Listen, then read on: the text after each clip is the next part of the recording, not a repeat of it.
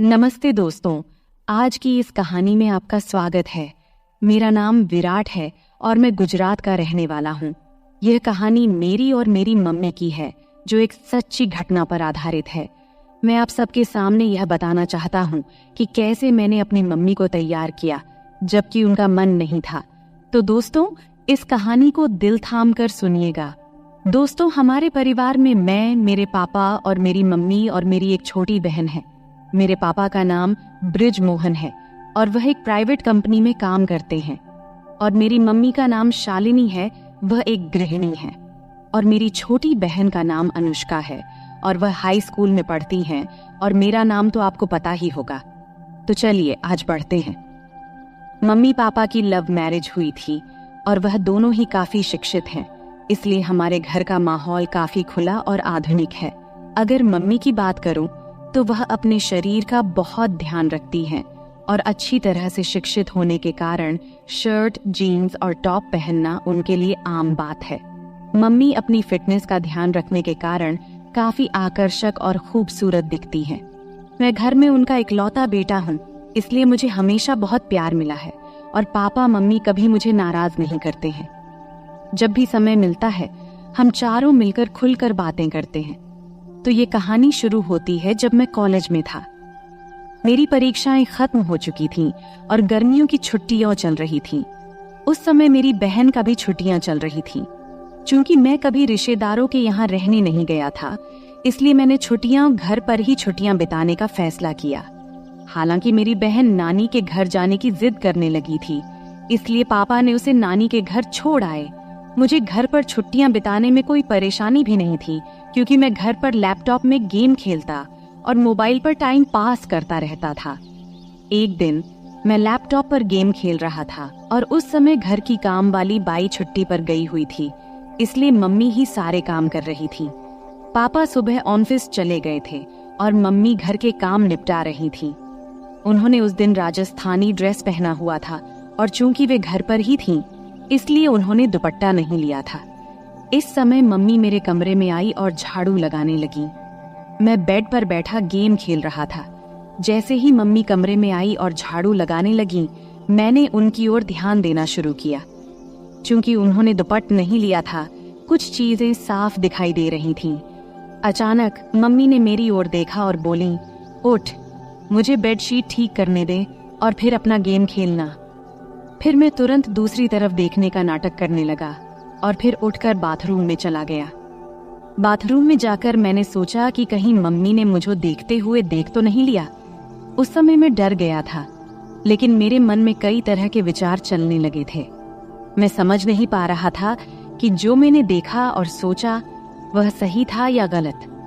फिर मैं बेडरूम में वापस आकर बैठ गया, लेकिन अब मेरा ध्यान गेम खेलने में नहीं लग रहा था। बेडशीट ठीक करके मम्मी किचन में चली गई थी।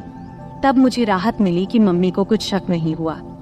फिर मैंने अपना लैपटॉप बंद कर दिया और मोबाइल पर टाइम पास करने लगा। अचानक मुझे एक नोटिफिकेशन आया और मैंने उस पर क्लिक किया। वहां मुझे कई कहानियां दिखीं, जिनमें एक कहानी माँ और बेटे के बारे में थी। मैंने वह कहानी पढ़ी जिसमें बेटा अपनी माँ के साथ किस तरह आनंद मनाता है। वह कहानी पढ़कर मेरे मन में भी कुछ वैसा ही ख्याल आने लगा। तब मैं बाथरूम में जाकर अपनी मम्मी के बारे में सोचते हुए हाथ से कुछ किया। फिर बाहर आया तो देखा कि उधर मम्मी किचन में खाना बना रही थी और फिर मैं फ्रिज से पानी की बोतल निकालते हुए मम्मी को देख रहा था।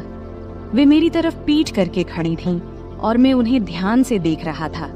उनका ध्यान खाना बनाने में था, इसलिए उन्हें पता नहीं चला कि मैं उन्हें किस तरह देख रहा हूँ। और तभी अचानक मम्मी पीछे मुड़ी और मेरी तरफ देखते हुए बोली, क्या रे विराट, क्या हुआ, क्या देख रहा है? मैं घबरा गया और स्थिति संभालते हुए बोला, कुछ नहीं मम्मी, मैं देख रहा था कि मेरी प्यारी मम्मी कितनी मेहनत करती है, सुबह से लेकर रात तक। यह सुनकर मम्मी को बहुत अच्छा लगा और उसने कहा, हाँ बेटा, कुछ सालों में तुम्हारी भी पत्नी आ जाएगी मेरी मदद करने के लिए। और मम्मी हंस पड़ी।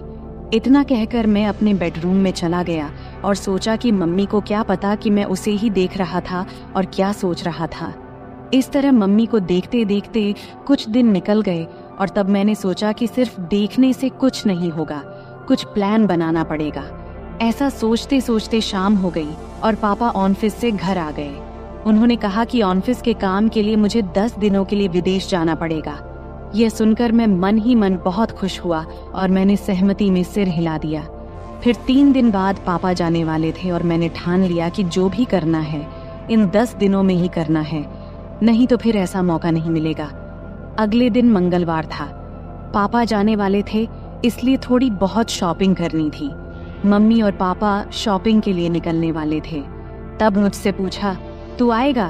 तो मैंने मना कर दिया और कहा, आप लोग जाओ, मैं गेम खेलूंगा। फिर वे दोनों चले गए और उनके जाते ही मैंने दरवाजा लॉक किया और उनके बेडरूम में गया। मैंने अलमारी खोलकर देखा कि क्या मुझे कोई आइडिया मिलता है। तभी मुझे एक युक्ति सूझी। मैंने और ढूंढने की कोशिश की तो मुझे मम्मी की लिपस्टिक और बॉडी स्प्रे मिला। ढूंढते हुए मुझे मम्मी के कई कपड़े मिले। उनमें एक ड्रेस मिला।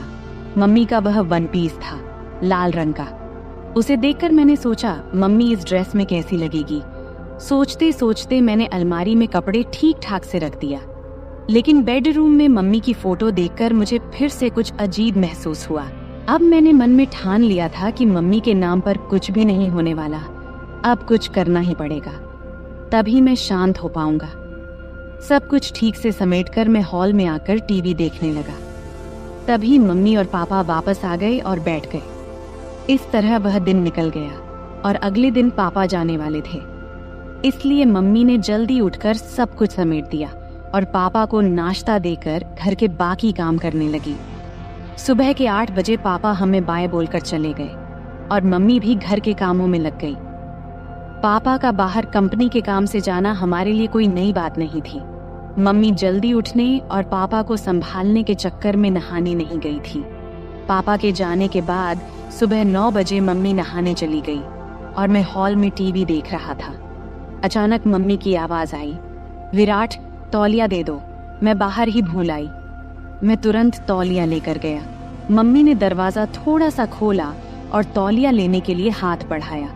जब मम्मी ने तौलिया के लिए हाथ बढ़ाया तो मैंने देखा कि मम्मी के बाल पूरी तरह भीगे हुए थे। उनके हाथ से पानी टपक रहा था और उनके चेहरे और हाथों पर पानी की बूंदें देखकर मम्मी मुझे बेहद खूबसूरत लगी। जब मम्मी ने हाथ आगे किया तो वह थोड़ा साइड में खिसकी थी। तब मुझे वह थोड़ी सी दिखी और उस पर पानी की बूंदें भी थीं। उसके हाथ जैसे मुझे अंदर बुला रहे थे, लेकिन वह चालाक थी, तुरंत अंदर खिसक गई। ऐसा लग रहा था कि मैं तुरंत अंदर जाकर उसे खड़ा खड़ा ही आनंद दे दूं। वैसे भी पापा घर पर नहीं थे, लेकिन मैंने खुद पर काबू किया और हॉल में आकर बैठ गया। फिर 5 मिनट बाद मम्मी तौलिया लपेटे हुए हॉल में आई और टीवी के पास लगे शीशे के सामने खड़ी होकर हेयर ड्रायर से बाल सुखाने लगी। मैं और भी ज्यादा परेशान हो गया और उसे पीछे से देखने लगा।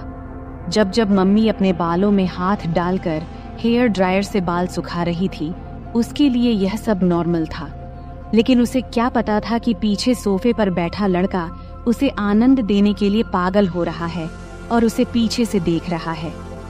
मैंने मन में विचार किया कि आज से ही कोशिश करनी चाहिए और मैंने बिना समय गवाए बोला, मम्मी, तू हमेशा साड़ी और राजस्थानी ड्रेस ही पहनती है घर में? तब मम्मी बोली, क्यों रे बेटा, ऐसा क्या है? मुझे जो सही लगता है वो पहनती हूँ। तुम्हें ऐसा क्यों लगता है कि कुछ और पहनना चाहिए? तब मैंने कहा, कुछ नहीं मम्मी, कल जब तूने जीन्स और टॉप पहना था तो बस यूं ही कह रहा था। तब मम्मी बोली, अरे पागल, घर में कौन जीन्स और टॉप पहनता है? बाहर जाना हो तभी पहनूंगी ना। फिर मैंने कहा, ऐसा नहीं है मम्मी, जब तू साड़ी और राजस्थानी ड्रेस पहनती है तो थोड़ा उम्र दराज लगती है, इसलिए बोला। फिर मम्मी ने जवाब दिया कि अब जवान दिखकर क्या करना है, जिससे प्यार किया उसे शादी कर ली, और अब तुझ जैसा आलसी बेटा और अनुष्का जैसी खूबसूरत बेटी है, फिर और क्या चाहिए। इतना कहकर मम्मी जोर से हंसी और बेडरूम में कपड़े पहनने चली गई। मैं भी हंस पड़ा और टीवी देखने लगा। थोड़ी देर बाद मम्मी बाहर आई कपड़े बदल कर। देखकर मुझे खुशी भी हुई और नाराजगी भी, क्योंकि उसने मेरी बात मानी थी।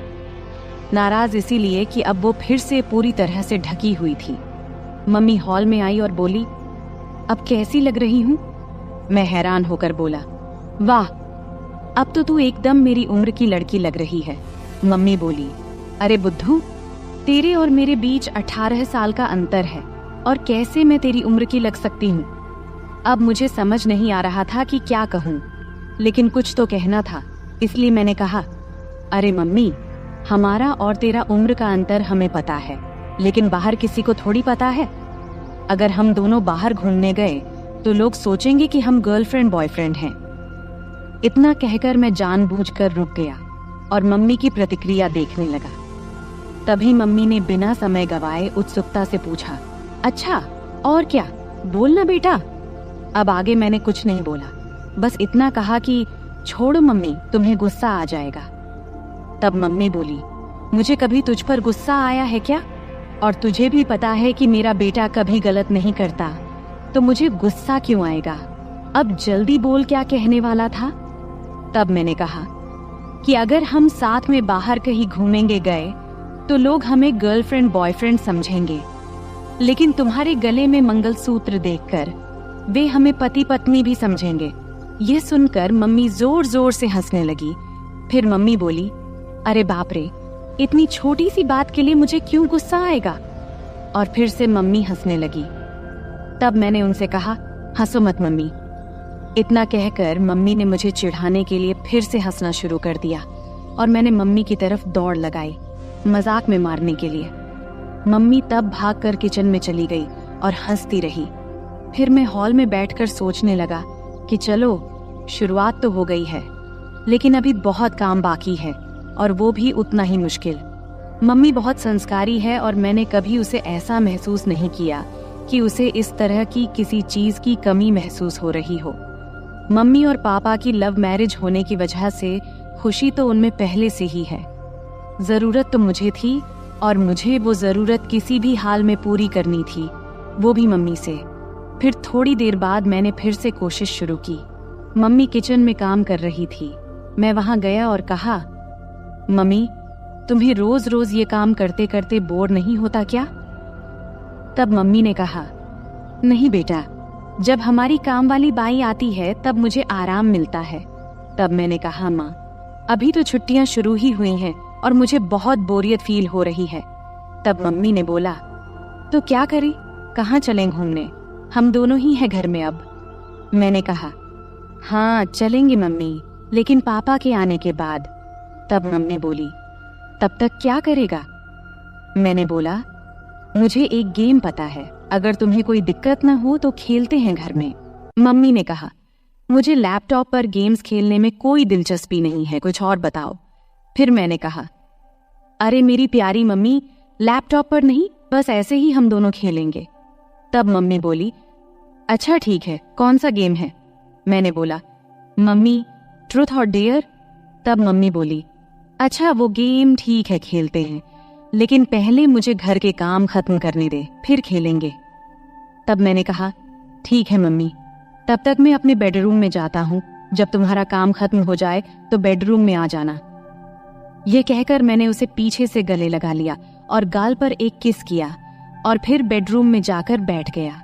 मैं बेडरूम में बैठकर सोचने लगा कि मम्मी तैयार तो हो गई है, लेकिन क्या पूछूं जिससे उसे गुस्सा न आए और मेरा काम भी हो जाए। थोड़ी देर बाद मम्मी बेडरूम में आई और मेरे सामने बैठ गई। फिर मम्मी बोली, अब बोल, क्या खेलना है? तब मैंने बोला, मम्मी तुम्हें तो पता ही ट्रूथ और डेयर का खेल, अब मुझे बताओ कि गेम की शुरुआत तुम करोगी या मैं? तब मम्मी ने कहा, तुम ही करो शुरुआत। फिर मैंने मम्मी से पूछा, आपको ट्रुथ चाहिए या डेयर? तब मम्मी बोली, ट्रुथ। फिर मैंने सवाल पूछा, तुम्हारा शादी से पहले कोई बॉयफ्रेंड था? मेरा सवाल सुनते ही मम्मी बोली, ये कैसा सवाल है विराट? तब मैंने कहा, यही मेरा सवाल है और आपने ही तो ट्रुथ चुना है, तो अब बताओ। फिर मम्मी बोली, हाँ मेरा बॉयफ्रेंड था और वह तुम्हारे पापा ही है। इसके बाद मैं मम्मी से बोला, अब आप मुझसे पूछो, मेरा भी ट्रुथ है। तब मम्मी ने थोड़ा सोचा और फिर मुझसे सवाल पूछा। मम्मी बोली, तुम्हारी कोई गर्लफ्रेंड है? तब मैंने हाँ में जवाब दिया और कहाँ हाँ है, वह मेरे सामने ही बैठी है। मेरा जवाब सुनते ही मम्मी थोड़े गुस्से में बोली, अरे बेटा, ऐसा बोलना गलत है। मैं तुम्हारी मम्मी हूँ। शुरू में ही मेरा आत्मविश्वास थोड़ा कम हो गया, क्योंकि मम्मी को ऐसे गेम्स में कोई इंटरेस्ट नहीं था और वह संस्कारी थी। लेकिन मैं हार मानने को तैयार नहीं था। तभी मैंने कहा, अरे मम्मी, मजाक में बोला था, आप तुरंत क्यों गुस्सा हो जाती हो? तब मम्मी प्यार भरी मुस्कान के साथ हंस पड़ी और सिर हिला दिया। इसके बाद फिर मैं मम्मी से पूछा, अब आपको क्या चाहिए, ट्रुथ या डेयर? तो फिर से मम्मी ने ट्रुथ बोला। तब मैं उनसे सवाल किया, शादी से पहले क्या आपने कभी आनंद लिया या कोई खेल खेला है? तब मम्मी गुस्से में बोली, विराट, ये ज्यादा हो रहा है। मुझे नहीं लगता कि तुम्हें ऐसे सवाल पूछने चाहिए। अब हमें यहीं रखना चाहिए। इस पर मैं कहा, अरे मम्मी, हम अच्छे दोस्त हैं और मुझे नहीं लगता कि तुम मुझसे कुछ छुपा सकती हो। अगर तुम मुझसे प्यार करती हो और मुझ पर विश्वास है तो। फिर मम्मी बोली, लेकिन बेटा, तुम मेरे बेटे हो और ये बातें सही नहीं है। तब मैंने उनसे कहा, मम्मी, तुम तो बहुत पढ़ी लिखी हो, फिर भी तुम्हें ये बातें गलत लगती हैं। ये वही बातें हैं जो हमें फर्स्ट साइंस में सिखाई जाती हैं। तब मम्मी बोली, ये साइंस में नहीं सिखाई जाती बेटा। तब मैंने कहा, नहीं सिखाई जाती तो फिर मुझे इन चीजों के बारे में कुछ भी पता नहीं होना चाहिए। इसके बाद मम्मी बोली, तुम्हें हर चीज जानने का पूरा हक है, लेकिन ध्यान रखो कि तुम किससे पूछ रहे हो। तुम मुझसे यानी अपनी माँ से ये सब पूछ रहे हो। तब मैंने कहा, मम्मी, तुम्हें भी पता है कि मेरे कोई और दोस्त या गर्लफ्रेंड नहीं है, तो मैं किससे पूछूं? तुम ही हो जिससे मैं हर बात करता हूँ। तब मम्मी को थोड़ा बुरा लगा, क्योंकि बचपन से ही मैं ज्यादा बाहर नहीं गया था और इसलिए मेरे ज्यादा दोस्त भी नहीं थे। उसे समझ में आ गया कि मैं नहीं मानूंगा, तो वह बात करने के लिए तैयार हो गई। तब मम्मी बोली, हाँ, हमने कई बार वैसे किया है और एक बार आनंद भी लिया था। तब मैंने कहा, मम्मी, इतनी छोटी सी बात के लिए कितना समय लिया? इस पर मम्मी बोली, अब तो खुश हो ना? फिर मम्मी थोड़ी मुस्कुराई और बोली, अब तुम बताओ, तुम्हें क्या चाहिए, ट्रुथ या डेयर? तब मैंने उनसे कहा, डेयर। इसके बाद मम्मी ने सवाल किया, क्या तुमने कभी किसी को किस किया है? तब मैंने कहा, नहीं, लेकिन अगर कोई लड़की तुम्हारी तरह दिखने वाली और तुम्हारे जैसी मिली तो जरूर करूंगा। इस पर मम्मी बोली, क्या? अभी तो तुम कह रहे थे कि मैं तुम्हारी गर्लफ्रेंड हूँ और अब फिर कह रहे हो कि अगर कोई और मिली तो करोगे। इतना सुनते ही मैंने बोला, तो क्या तुम्हें किस करूं? तब मम्मी बोली, हाँ, लेकिन गाल पर। मैंने कहा, नहीं, मुझे कहीं और चाहिए। अब मम्मी बहुत गुस्सा हो गई थी और मुझे डांटने लगी, लेकिन फिर भी मैंने हार नहीं मानी, क्योंकि मुझे पता था कि अगर अब रुक गया तो फिर कभी मम्मी से बात नहीं कर पाऊंगा। किसी तरह मम्मी को शांत किया और गेम फिर से शुरू किया। मैंने कहा, ठीक है मम्मी, गाल ही सही, अब मैं करूं? तब मम्मी बोल, हाँ, जल्दी करो। तब मैंने मम्मी के पास गया और कुछ देर देखता ही रहा। फिर मैंने वह किया जो मुझे नहीं करना चाहिए था। फिर धीरे धीरे मम्मी को तैयार करके मैंने मजा लेना शुरू कर दिया। अभी थोड़ा सा लिया था, तभी मम्मी ने मुझे रोकने की कोशिश की। तब मैंने महसूस किया कि मैं अपनी हदें पार कर रहा हूँ। इस समय मम्मी की आंखों में नाराजगी और चिंता साफ झलक रही थी। उन्होंने मुझे प्यार से समझाते हुए कहा, विराट, ये सब बातें एक मजाक तक ठीक हैं, लेकिन माँ बेटे के रिश्ते की एक मर्यादा होती है, हमें उसे पार नहीं करना चाहिए। मैंने मम्मी की बात को गंभीरता से लिया। मुझे भी एहसास हुआ कि मम्मी का दिल दुखाना गलत था। मैंने मम्मी से तुरंत माफी मांगी और उनसे वादा किया कि अब मैं ऐसा कोई मजाक नहीं करूंगा जिससे हमारे रिश्ते में कोई दूरी आए। मम्मी ने मेरी माफी को स्वीकार करते हुए मुझे गले लगा लिया और कहा, बेटा, मैं हमेशा तुम्हारी दोस्त रहूंगी, लेकिन हमें यह भी याद रखना चाहिए कि हमारे रिश्ते की कुछ सीमाएं होती हैं। तब मैंने मम्मी से कहा, हाँ मम्मी, अब मैं समझ गया हूँ, मैं आपको कभी दुखी नहीं करूंगा। इसके बाद हम दोनों ने हंसते हुए फिर से सामान्य बातचीत शुरू की। अब मम्मी ने मुझे मेरे दोस्तों के साथ अधिक समय बिताने की सलाह दी और कहा कि जीवन में रिश्तों की मर्यादा और सम्मान बनाए रखना बेहद जरूरी है। इस बातचीत ने मुझे यह सिखाया कि मजाक की भी एक सीमा होती है और रिश्तों में आपसी समझ और सम्मान होना चाहिए। अंत में हम दोनों ने एक दूसरे के साथ हंसते हुए खेल खत्म किया और यह वादा किया कि हमारे बीच दोस्ती और प्यार हमेशा बना रहेगा, लेकिन रिश्तों की मर्यादा को भी कभी नहीं भूलेंगे। तो दोस्तों, यह थी हमारी आज की छोटी सी कहानी। आपको यह कहानी कैसी लगी कमेंट करके जरूर बताएं। अगर आपको यह कहानी पसंद आई हो तो इसे लाइक करें और अपने दोस्तों के साथ शेयर करें। आगे भी ऐसी ही रोमांचक कहानियों के लिए हमारे चैनल को सब्सक्राइब करें और बेल आइकन दबाना न भूलें ताकि आप हमारी कोई भी कहानी मिस न करें। धन्यवाद। यह कहानी काल्पनिक है, इसे किसी गलत उद्देश्य से न लिया जाए। अरे, मैं तुमसे कुछ पूछ रही हूँ बेटा, तुम्हारा ध्यान कहाँ है? नीचे बैठकर सब्जी काटते हुए माँ बोली। तब मेरा ध्यान कहीं और था। फिर झट से ध्यान भटकाते हुए बोला, क्या कह रही थी माँ? तब दोबारा से माँ ने कहा, मैं ये कह रही थी कि आजकल तुम्हारा काम बहुत बढ़ गया है, ऐसा लगता है। मैंने जवाब देते हुए कहा, हाँ माँ, काम तो बहुत बढ़ गया है, अब तो समय ही नहीं मिलता, इसलिए अभी मैं ग्राहकों की डिमांड पूरी करने में लगा हूँ। बस थोड़े दिन आप इंतजार कर लो, सब खत्म होते ही जल्द ही मैं आपको फ्री मिलूंगा। नमस्ते दोस्तों, आज की इस कहानी में आपका स्वागत है। मेरा नाम अभय है और आज मैं आपको अपनी और अपने माँ की कहानी सुनाने वाला हूँ। मेरे माता पिता का तलाक उनकी शादी के 5वें साल में ही हो गया था। उस समय मेरी उम्र सिर्फ 4 साल थी और मेरी माँ 24 साल की थी। तब मेरे नाना ने मेरी माँ से उनकी दूसरी शादी के लिए कहा, लेकिन तब माँ ने साफ साफ शादी से मना कर दिया था। तब कोर्ट के फैसले के अनुसार पापा हर महीने 40,000 रुपए और रहने के लिए एक घर दिए थे, जिससे हमारी सारी जरूरतें पूरी हो जाती थीं। तब हम एक सोसाइटी में एक बेडरूम और एक किचन के फ्लैट में रहते थे। तब घर में सिर्फ मैं और माँ ही थे, इसलिए हम दोनों एक दूसरे से ही बातें किया करते थे।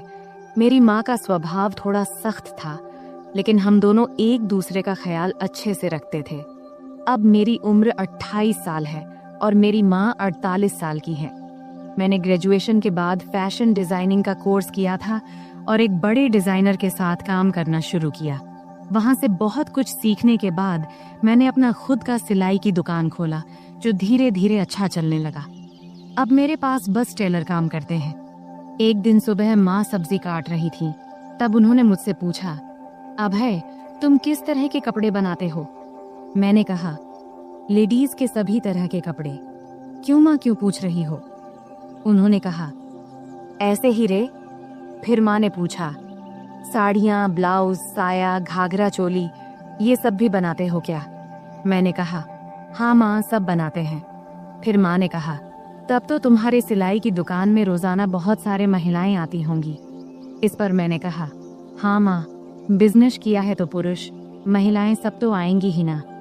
फिर आगे माँ ने पूछा, तो बेटा महिलाएं का नाप कौन लेता है? कोई आदमी रखा है क्या? तब मैंने कहा, हाँ माँ, सब मैनेज हो जाता है, आजकल सब चलता है, लेकिन तुम इतना क्यों पूछ रही हो? इस पर माँ ने कहा, मुझे भी कुछ ब्लाउज सिलवाने हैं, मेरी जो दोस्त थी उसने अब काम छोड़ दिया है। मैंने कहा, माँ, आप इतने देर से पहेलियां क्यों बुझा रही थी? अगर आपको ब्लाउज बनवाना है तो इसमें दिक्कत क्या है? तुम अपना पुराना ब्लाउज दे दो, मैं टेलर को दे दूंगा, वह बना देगा, फिर लाकर तुम्हें दे दूंगा। इतना सुनते ही माँ ने कहा, मेरा कोई भी ब्लाउज अब फिट नहीं होता है, नई नाप लेनी पड़ेगी। इस पर मैंने कहा, ठीक है माँ, मैं टेलर को बोल दूंगा, कल टेलर आकर तुम्हारी नाप ले लेगा। अब तो कोई दिक्कत नहीं है ना? तभी माँ बोली, बेटा मुझे ऐसा नहीं लगता कि मैं किसी अजनबी आदमी को अपना नाप लेने दूंगी। मैंने कहा, माँ, अगर आप नाप नहीं देंगी तो फिर ब्लाउज कैसे सिलाएगा? फिर थोड़ी देर सोचने के बाद माँ ने कहा, तू ही क्यों नहीं मेरा नाप ले लेता? यह सुनकर मैं हैरान होकर बोला, मैं? ये कैसे हो सकता है?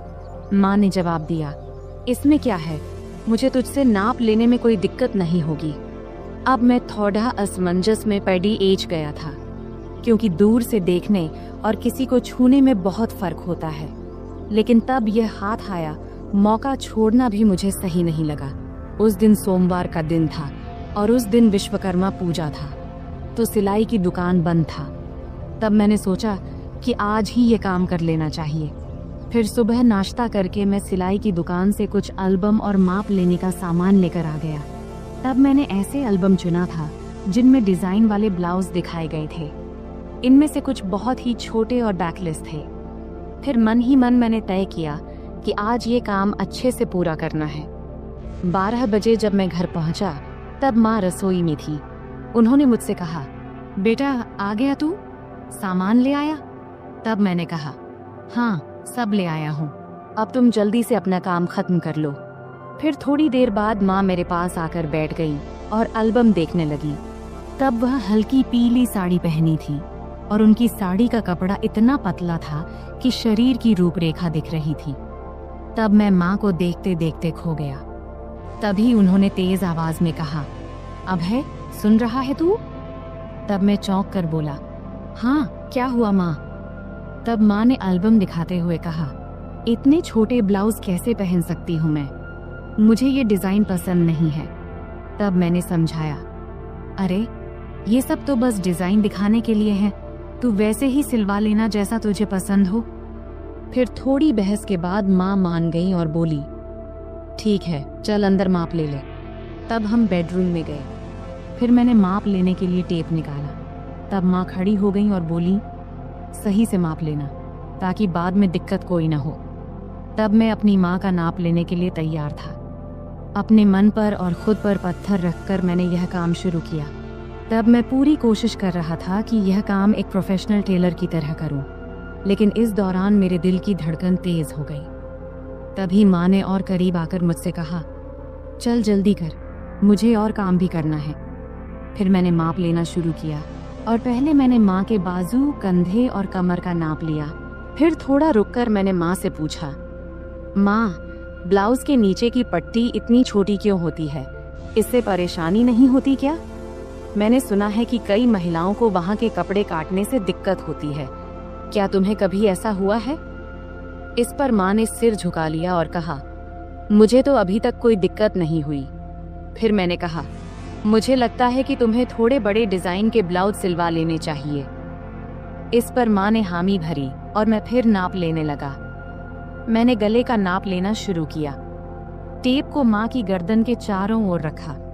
तब मैंने यह ध्यान रखा कि मेरी उंगलियां उनकी त्वचा को न छुएं और उनसे 1 इंच की दूरी पर रहें। फिर आगे मैंने पूछा, गला इतना रखना है या थोड़ा कम ज्यादा करूं? क्योंकि मेरी माँ का गला थोड़ा बड़ा था और वहाँ थोड़ी सी गहराई दिखाई दे रही थी, इसीलिए मैंने थोड़ा झिझकते हुए कहा, माँ तुम्हें क्या ठीक लगेगा? माँ ने मुस्कुराते हुए कहा, बेटा तुम तो अब इस काम में माहिर हो गए हो। मैंने जवाब दिया, माँ तुम जैसा कहोगी मैं वही करूँगा। फिर माँ ने फिर कहा, टेप को इतना दूर क्यों रखा है, इसे सही जगह पर रखो तभी नाप सही आएगा। ये कहते हुए माँ ने टेप को अपने हाथ से सही जगह पर लगा दिया। इस दौरान मेरे हाथ पहली बार माँ की गर्दन को छू गए। तब मुझे ऐसा लगा जैसे मुझे जोर का झटका लगा हो, लेकिन मैंने खुद पर काबू रखा और उस पल का पूरा आनंद लिया। तभी माँ ने कहा, ये पुराने ब्लाउज अब टाइट हो गए हैं, अब मैं थोड़ा ऊंचे और गहरे गले के ब्लाउज सिलवाने की सोच रही हूँ। तुम्हें क्या लगता है? अभय तुम तो इतनी महिलाओं के कपड़े सिलते हो, बताओ मेरे शरीर के हिसाब से क्या और कैसे अच्छा लगेगा। तब मैंने सोचा कि अगर मैंने अब आगे कदम नहीं बढ़ाया तो मैं अपने आप तक ही सीमित रह जाऊंगा। इसीलिए मैंने अलग अलग तरकीबें आजमाने का फैसला किया। मैंने माँ को बड़ी सहजता से अपने सिलाई की दुकान में बनने वाले अलग अलग डिजाइन के ब्लाउज के बारे में बताने और समझाने का सोचा। मैंने कहा, मुझे लगता है कि गला जितना गहरा है उतना ही काफी है, लेकिन अगर गले को गहरा रखकर बाकी हिस्से को थोड़ा बड़ा बना दिया जाए तो कैसा रहेगा?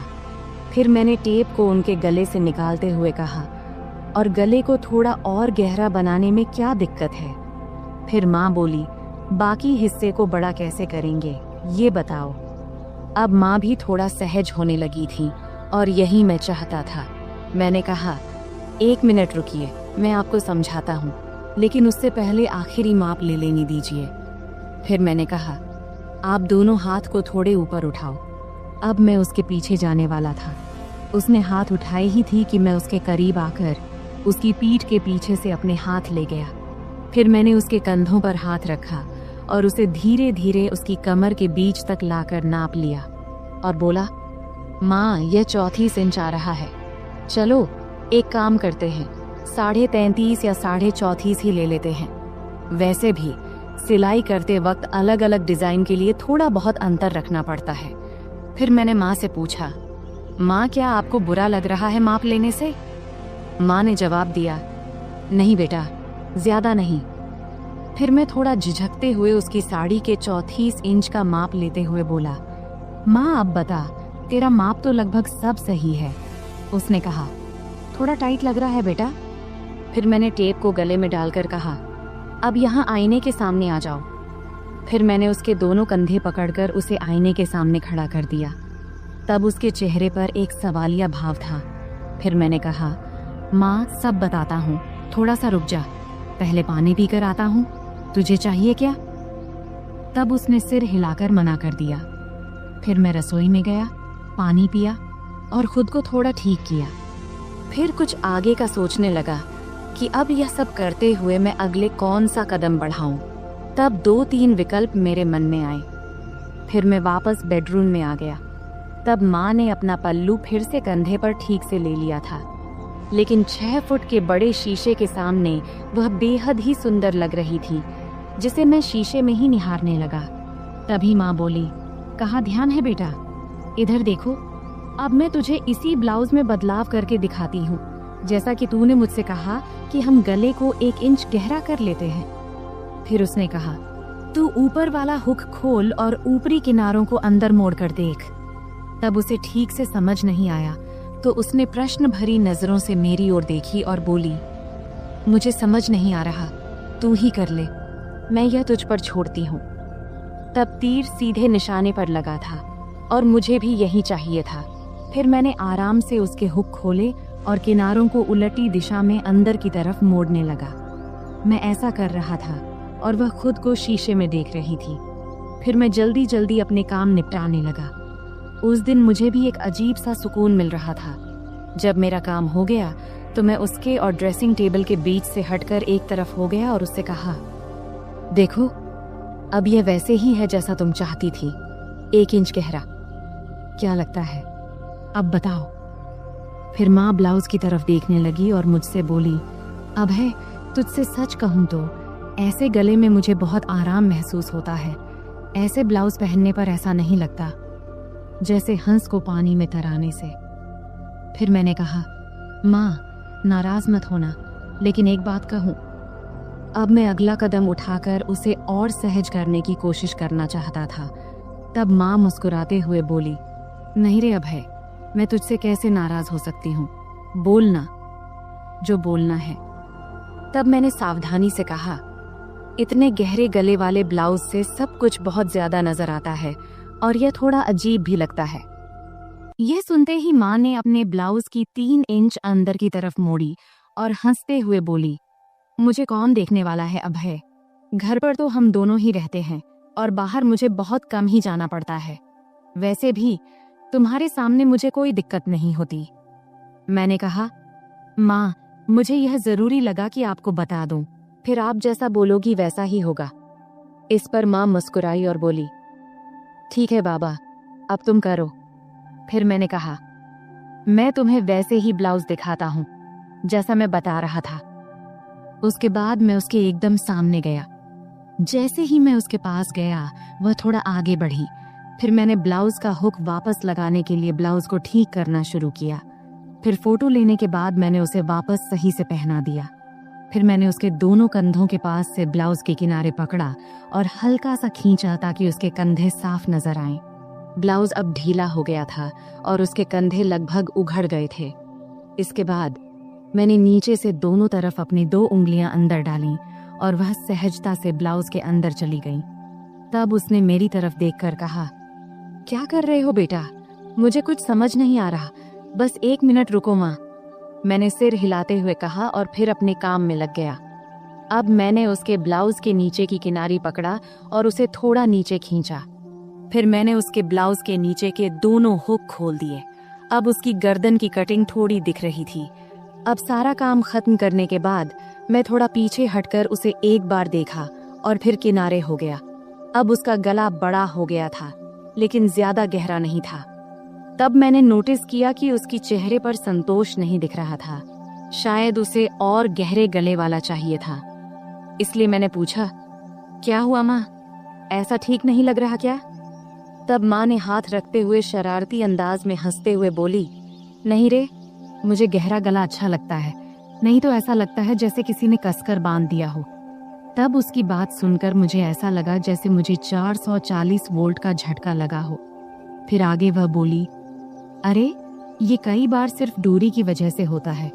एक काम करो, क्या तुम सिर्फ ब्लाउज में ही माप ले सकते हो? वैसे भी मुझे ऐसा एक ब्लाउज चाहिए जिसमें नीचे कुछ पहनने की जरूरत ना हो। अगर माप सही से लो तो बेहतर रहेगा। मैंने कहा, हाँ माँ, यह सही भी रहेगा, लेकिन बाकी ब्लाउज के लिए तो नीचे पहनना जरूरी होगा, नहीं तो वे टाइट हो जाएंगे। तब माँ ने सिर हिलाते हुए कहा, ठीक है, तुम यहीं रुको, मैं आती हूँ।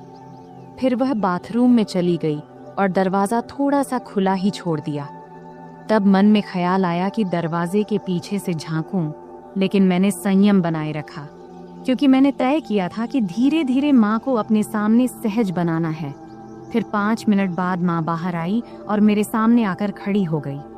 तब एक पल के लिए मैंने उसकी ओर देखा और देखकर हैरान रह गया, लेकिन मैंने कोई प्रतिक्रिया नहीं दिया और अपने काम में लग गया। फिर मैंने कहा, माँ, अब हम सिर्फ तुम्हारी पीठ का ही माप लेंगे, क्योंकि फर्क वहीं से पता चलेगा। तब माँ ने हल्के से मुस्कुराते हुए पूछा, क्या रे, तुम लोग सिलाई की दुकान में भी औरतों को ऐसे ही कपड़े उतरवाने को कहते हो क्या? फिर आगे माँ ने अपना हाथ मेरे कंधे पर रखते हुए और शरारती अंदाज में हंसते हुए बोली, तुम्हारी तो मौज है बेटा, इतनी सारी औरतों को संभालने का काम मिलता है। इस पर मैंने जवाब दिया, माँ, मजा कैसा? मैं तो अब कुछ खास औरतों को छोड़कर माप लेना बंद कर चुका हूँ। अच्छा, और ये क्यों? माँ ने पूछा। इस पर मैंने जवाब दिया, माँ, कुछ औरतें जो बड़े घरों की होती हैं या जो हमारी शुरुआती कस्टमर थीं, वे मेरे कारीगरों को माप नहीं लेने देती, इसलिए मुझे खुद ही लेना पड़ता है, तुझे लेना पड़ता है। यह कहती हुई माँ पलंग पर बिना आंचल के बैठ गई और फिर बोली, बेटा, तुम्हारी तो मन मोह लेती होगी इन औरतों ने। मैंने मुस्कुराते हुए कहा, नहीं माँ, मैं तो बिल्कुल प्रोफेशनल तरीके से काम करता हूँ। फिर माँ ने शरारती मुस्कान के साथ पूछा, लेकिन फिर भी तुम्हें उनका स्पर्श तो होता होगा ना, है कि नहीं? सच बता। इस पर मैं थोड़ा शर्माते हुए बोला, हाँ, होता है, लेकिन वे कुछ नहीं कहती, क्योंकि उन्हें मेरे सामने सुरक्षित महसूस होता है। फिर माँ ने हंसते हुए कहा, मेरा बेटा कितना समझदार है। ये कहते हुए उसने मुझे गले लगा लिया। इतनी ठंडी रात में उसके गले लगाने से उसकी गर्माहट मुझे महसूस होने लगी। फिर थोड़ा पांव खींचते हुए माँ ने पूछा, बेटा, तुमने ये सब बातें कहाँ से सीखी? मैंने कहा, माँ, इन औरतों से ही। वे इतने अलग अलग शब्द बोलती हैं कि क्या बताऊं। फिर माँ ने मजाक करते हुए कहा, अच्छा बेटा, तुम मुझे भी कुछ बताओ। तब मैंने कहा, नहीं माँ, तुम हंसोगी और कहोगी कि ये सब मुझे कैसे पता। माँ बोली, नहीं बेटा, मैं समझती हूँ कि तुम अब बड़े हो गए हो, लेकिन मुझे यह भी समझना है कि तुम्हें क्या पता है और क्या नहीं। फिर मैंने हिम्मत जुटाकर माँ से कुछ बातें साझा किया। तब माँ ने आत्मविश्वास से कहा, अरे बाबा, तुम्हें तो सब पता है। फिर मैंने हंसते हुए कहा, चलो छोड़ो ये सब, अब तुम्हारा नया डिजाइन वाला ब्लाउज लेकर आता हूँ। फिर मैंने उठते हुए पूछा, हाथ लगाऊं तो चलेगा ना? तब माँ ने खुद को सभ्य दिखाने की कोशिश करते हुए कहा, अरे हाँ बेटा, मुझे तुम पर पूरा भरोसा है। और क्या तुमने इतना जल्दी सब कुछ फिट कर लिया? फिर माँ ने थोड़े जोर से हंसते हुए कहा, बेटा देख ले, कहीं कुछ और लगाना बाकी तो नहीं है। तब उसके इस मजाक से मैं शर्म से लाल हो गया। अब वह पल भी आ गया था जिसका इंतजार था। फिर मैंने माँ को ड्रेसिंग टेबल के सामने खड़ा किया और खुद उसके पास जाकर खड़ा हो गया। फिर मैंने अपने दोनों हाथ नीचे लाते हुए कहा, देखो ये कितनी नीचे तक जा रहा है, इसका कारण इसका माप है। यह कहते हुए मैंने अपने दोनों हाथ उसके ब्लाउज के किनारे पर रख दिया तब मेरी धड़कन एकदम से तेज हो गई थी और हाथ भी हल्के से कांप रहे थे। मेरी माँ अभी भी उतनी ही क्यूट लग रही थी, भले ही वह थोड़ी बड़ी हो गई थी। फिर माँ ने अपना हाथ मेरे हाथ पर रखते हुए हल्का सा हिलाते हुए कहा, अभय, सच कहूँ तो मुझे इसमें कोई दिक्कत नहीं है। मैं इसे ब्लाउज पहनने को तैयार हूँ, लेकिन मेरी एक ही शर्त है, गला जितना गहरा हो सके उतना चलेगा। तभी मैंने हाथ हटाते हुए पूछा, माँ एक बात बताओ, तुम्हें और बाकी औरतों को गहरा गला ही क्यों पसंद आता है? नॉर्मल गला भी तो अच्छा लगता है। इस पर माँ ने मुस्कुराते हुए बोली, अरे बेटा, मुझे तो ये घर में ही पहनने हैं। घर में तो कोई दिक्कत नहीं है, इससे थोड़ा आरामदायक लगता है और गर्मी भी नहीं लगती। फिर माँ बोली, बेटा तुम एक बात बताओ, अगर गला बहुत गहरा हुआ तो पट्टी दिखेगी क्या? मैंने जवाब दिया, हाँ जरूर दिखेगी, लेकिन अगर गर्मी लगती है तो आल घर में सिर्फ गाउन क्यों नहीं पहनती? खैर कुछ ना पहनोगी तब भी चलेगा, मैं तुम्हारे लिए एक सुंदर स्लीवलेस गाउन सिलवा देता हूँ। तब माँ ने अपना नाक सिकोड़ते हुए कहा, गाउन और वह भी स्लीवलेस? मुझे पसंद नहीं है। तब मैंने समझाते हुए कहा, अरे घर में तो कोई दिक्कत नहीं है, वैसे गर्मी में पेटीकोट भी नहीं पहनोगी तो और आरामदायक लगेगा। चलो एक काम करते हैं, एक ऐसा गाउन सिलवा कर देख लो, बस एक बार पहन कर देखना, अगर अच्छा लगे तो ठीक, वरना मत पहनना। तब माँ ने सोचा और कहा, ठीक है बाबा, एक बार ट्राई कर लेंगे, अब आगे क्या करना है? मैंने हल्की मुस्कान के साथ कहा, अब तो बस इसे फाइनल कर लेते हैं, और अगर गाउन अच्छा लगा तो तुम्हें और भी सिलवा दूंगा। फिर मैंने माँ को गाउन का सैंपल दिखाने के लिए अलमारी से एक गाउन निकाला और कहा, देखो ये स्लीवलेस है, लेकिन इसका मटेरियल बहुत कंफर्टेबल है, इसे पहन कर देख लो, अगर अच्छा लगे तो इस डिजाइन में कुछ और बना दूंगा। माँ थोड़ा हिचकिचाई, लेकिन फिर उसने कहा, ठीक है, इसे पहन कर देखती हूँ। वह गाउन लेकर बाथरूम में चली गई। तब मैं थोड़ा नर्वस था, लेकिन खुद को शांत रखने की कोशिश कर रहा था। कुछ देर बाद माँ बाहर आई। गाउन में वह बहुत प्यारी लग रही थी। आते उसने पूछा, कैसा लग रहा है बेटा? मैंने कहा, बहुत अच्छा लग रहा है, तुम पर यह डिजाइन बहुत सूट कर रहा है। फिर माँ ने आईने में खुद को देखा और हल्के से मुस्कुराई। फिर उसने कहा, हाँ ये तो सच में बहुत आरामदायक लग रहा है। फिर मैंने माँ से कहा, तो पक्का, अब मैं ऐसे 2-3 और डिजाइन तैयार कर दूंगा। माँ ने कहा, ठीक है, लेकिन ध्यान रखना कि मटेरियल हमेशा ऐसा ही होना चाहिए, और हाँ गला थोड़ा गहरा हो तो बेहतर होगा। फिर मैंने सहमति में सिर हिलाया। यह कहते हुए माँ फिर से सामान्य कपड़ों में वापस आ गई। फिर हमारी बातचीत यही खत्म हो गई। आखिरकार मैंने महसूस किया कि माँ के साथ ये बातचीत न केवल उनके आराम के लिए थी, बल्कि एक नए दृष्टिकोण को समझने की भी थी। यह एक ऐसा पल था जहां हम दोनों एक दूसरे की भावनाओं को बेहतर तरीके से समझ सके। तो दोस्तों, यह थी हमारी आज की छोटी सी कहानी। आपको यह कहानी कैसी लगी कमेंट करके जरूर बताएं, और अगर आपको यह कहानी पसंद आई हो तो इसे लाइक करें और अपने दोस्तों के साथ शेयर करें। आगे भी ऐसी ही रोमांचक कहानियों के लिए हमारे चैनल को सब्सक्राइब करें और बेल आइकन दबाना न भूलें, ताकि आप हमारी कोई भी कहानी मिस न करें। धन्यवाद।